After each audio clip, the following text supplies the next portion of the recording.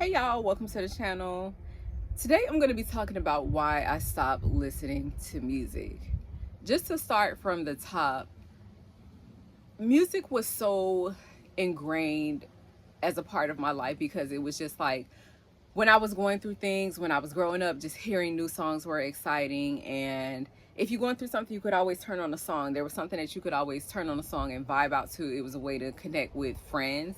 And just in that era, like towards the late 90s, early 2000s, it was just so much going on in music. You had all of these great new artists that are still performing today, Nelly, Ashanti, Ja Rule, and that's just to name a few. That doesn't even touch the tip of the iceberg. But you had so many great artists giving us great music. As a teenager, I really didn't put a lot of thought into breaking down the lyrics or just, really taking time to decipher what they were saying.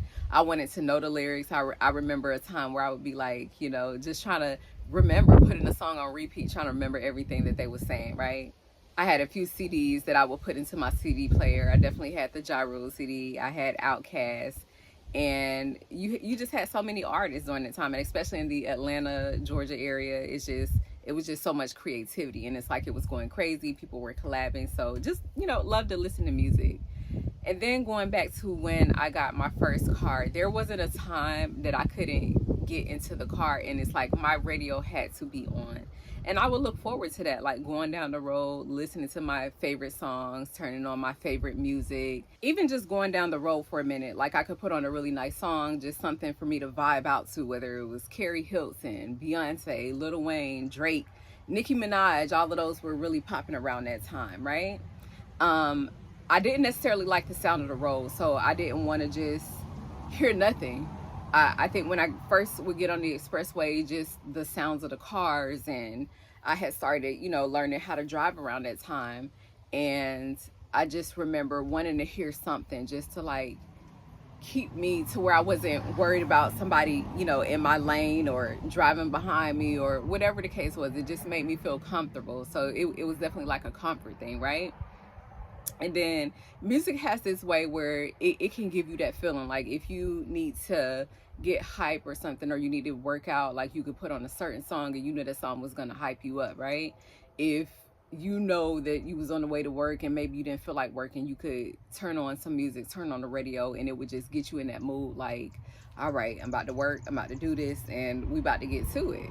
If we was going out to a party or an event, we would turn music on to get ready to, like hype ourselves up and just have fun and just enjoy the moment. And so that, to me, that was really special because that was something that I took out of it. And then like before I started driving, I remember listening to Sierra, Goodies, Goodies, Not My Goodies, and just trying to learn those dances as a teenager, like in the living room with my friends. Like let's try to learn this dance. Like it's a vibe, right? Watching Sierra with the latest new dance moves, and then especially where she had that one where she was like leaning back and then kind of like doing that dip thing. So as a young girl, we definitely was into that and just learning the new dances and being aware. I don't think the first time I really thought about what was in the music, what was in the lyrics, and what was being said was, I want to say maybe after I had children. After I had children, and I would be like, that's kind of strange for them to like talk or brag about drugs, but I didn't put much emphasis on it. I'm like, well, I know that I'm not doing drugs. I know that I'm not popping pills and popping mollies and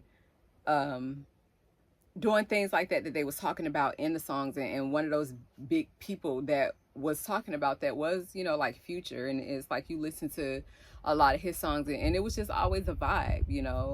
I never was a syrup sipper. I never had a dirty Sprite, and never did mollies or anything like that. But just to be able to vibe out to that music was like, yeah, this is cool.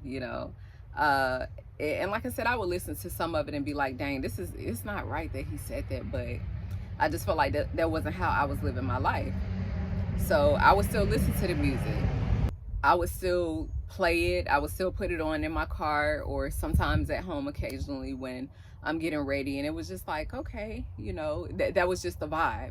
I guess I didn't think about it more until like years later when my niece and my nephew, they came to stay with me for a little while, and they would play music in the morning, and I just never thought like, okay, I mean, music early in the morning, I guess a lot of people do it, right? To get them motivated, to get them up in the morning. And I would just listen to some of the lyrics and be like, I wonder if, you know, kids should be like listening to this. And just even some of the stuff that I listened to, I would make sure that certain songs didn't have cursing and things like that, but it would still be like some questionable lyrics, right? And then kind of like when I grew up, I remember riding in the back seat with my cousin riding through Stockbridge, and we was listening to Splackavelli. I don't know if y'all remember that song. Every woman needs that one Splackavelli, somebody she can call when her man ain't doing her right. So that song, and I remember asking my cousin like, what's a Splackavelli? And she just kind of laughed and brushed it off, and we didn't really have much conversation about it. But when I got older and I started like breaking down the lyrics, like, you know. And then back in the day, things started off a lot slower. Like you would have songs like Rockin' Chair, like how that song go? Let me be your rocking chair, wanna be your rocking chair. And that was an old school song, but it's like the way that they coded things, it was still inappropriate, or it was still like, but it wasn't as aggressive, it wasn't as egregious as how they do now. Now it's just like, you know, you got the sexy rest and they like, I want to I want to this, I want to, and it's no code name on it. It's just straight up like, this is, you know, what I want to do, right? So really it wasn't until I started going through stuff in life, like after having my first loss of family member, someone that I love.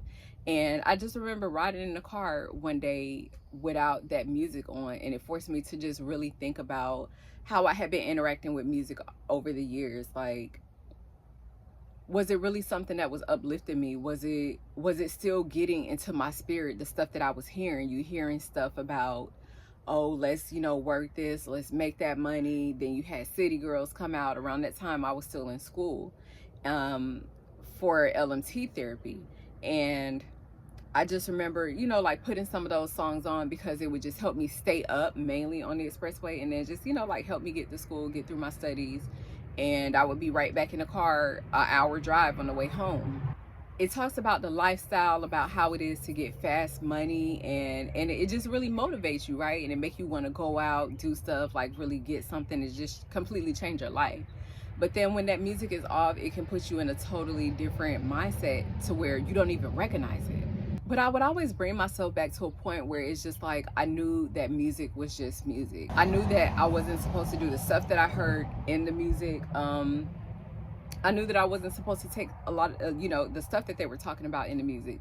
But then I started to think that even with me, it could be like, you know, like, wow, this, it puts you in that vibe space. And just to think, how is it for the new generation or younger people interacting with that music? And a lot of times, if they don't have someone telling them at home, or they don't have a role model, then they're either believing the things that they hear in the music, or they feel like this is how you live real life. I don't know if y'all remember the clip of Cardi B and Offset, and she was in the bathroom sweeping, and Offset was like, so this is what you telling them people, how you got that ring? Like, nah, she's in here cooking and cleaning. Or Beyonce with Single Ladies, and she's in the video like,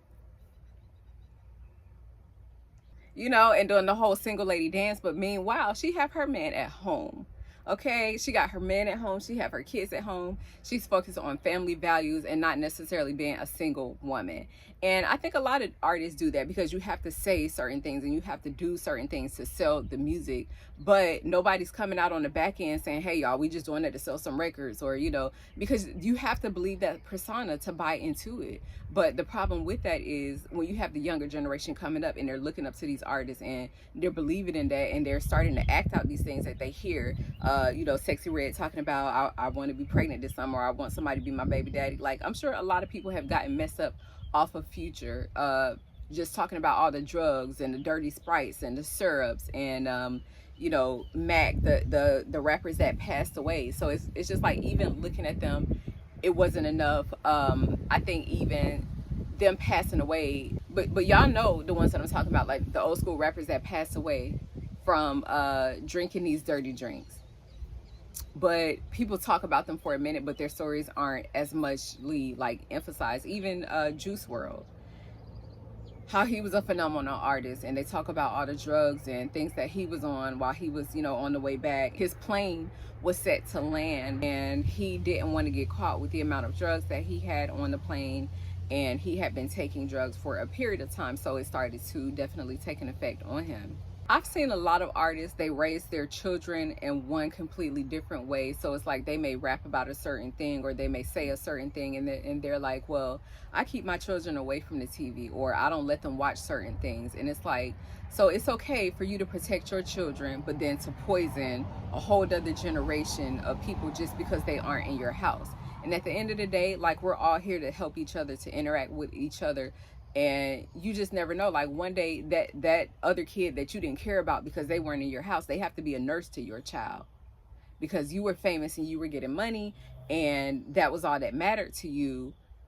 Then maybe it doesn't allow them to be the best nurse that they need to be, because they're like, well, you know, I just do this job for the daytime, and I'll go out and sell some drugs at night. So they're not really giving the efficient care that they're supposed to be giving, or they could have been given. Or I'm gonna go out, pop this cat, make me some money real quick, you know. So it's just like,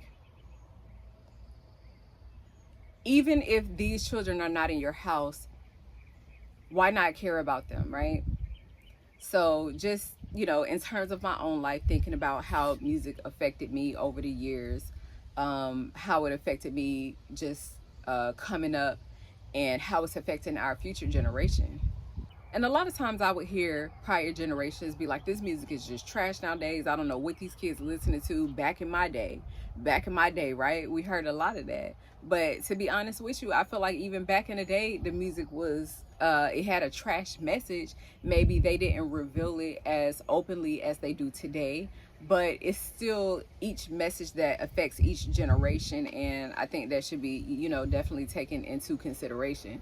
So instead of me just listening to music, I feel like that does not contribute towards me spiritually, that does not contribute towards morals and ways that I would actually act in real life. I think about those things now, and I think about what I'm listening to, what's going into my ears, not just the food that I eat. You also have to think about what's going into your spiritual vessel, your brain and your soul and your spirit. It's not just the mouth that takes in things, it's also the ears, according to what we listen to and what we hear, how it affects our soul. But nobody's really talking about that and breaking it down. You know, you just put this stuff on the radio, and then you hear it and you think that it doesn't necessarily affect your spirit and your soul, but it does. Like how you could listen to a song, right, and you could be like, I really don't like this song, but then by the second or third time, repetition, hearing that over and over again, you start to enjoy that song. Just like with certain ads, or that's not even a song, you hear it over and over again on repeat. And that's what the companies do, because they know that that's what works, that's what sticks. Not just hearing an ad one time, not just hearing it 2 times or 3, but repetition. And it starts to stick to your spirit, it starts to stick to your mind, it starts to stick to your memory. And we have to be careful with those things, because we don't realize how that can affect us in our decision making, whether it be simple decisions, whether it be major large decisions. It just really affects. And I've seen this a lot, and I'm partially guilty of it too, just still playing certain songs in the car with my children. Yeah, you know, putting on the clean version, trying to beep out the curse words, but nonetheless the message is still the same.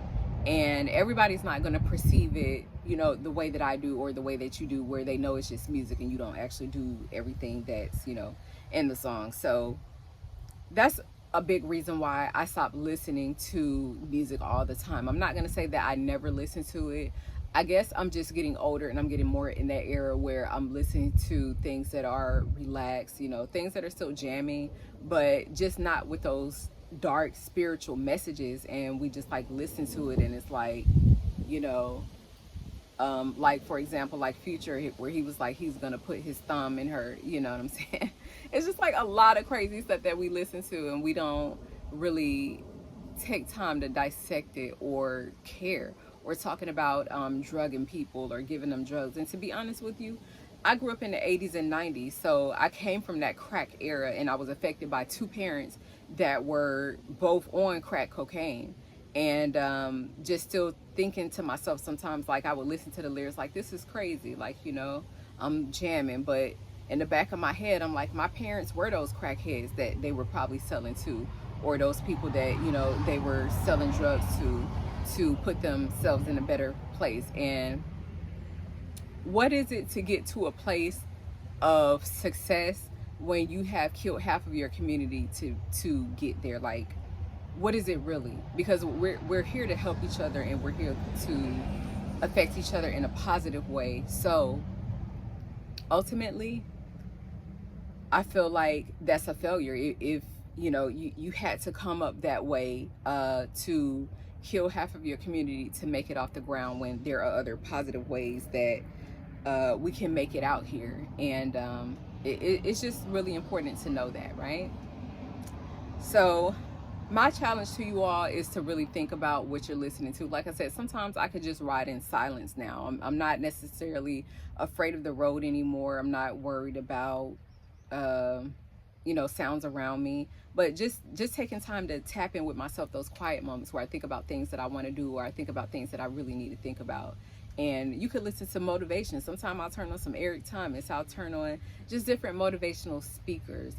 It's not always Eric Thomas. It could be just different videos, but something to get my mind to think, or just enjoying that quiet time. So that's just my take on it. I would love to hear if anyone else has a evolution story on them in music. And yeah, so until next time, thank you guys so much for tuning in. Love and blessings.